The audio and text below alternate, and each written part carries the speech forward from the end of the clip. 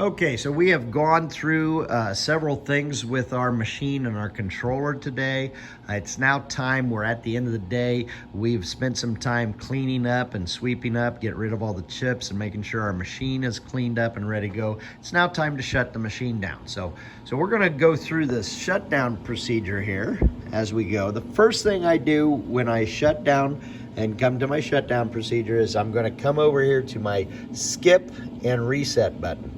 And I'm gonna press and push both of those at the same time. So when I hit both the skip and reset, that takes me out of the Emco program. So it takes me back to my main computer screen.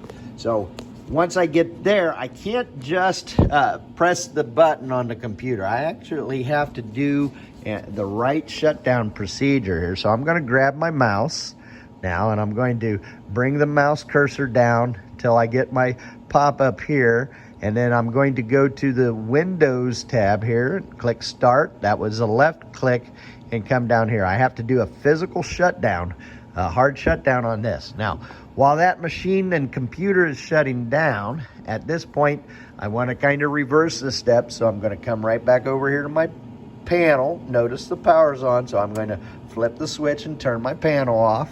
And then lastly, after the computer is shut down, the last thing I'm gonna do is come over here, turn the key back to 0 so that I also shut my machine off. And that ends my shutdown procedure on this machine. Now I didn't mention, but you also wanna remember, before we do shut the machine down, we also wanna park the spindle kind of in the center of both the X, Y, and Z axis. So don't forget to park your machine so that it'll be ready to go and be able to be machine referenced the next time we turn the machine on.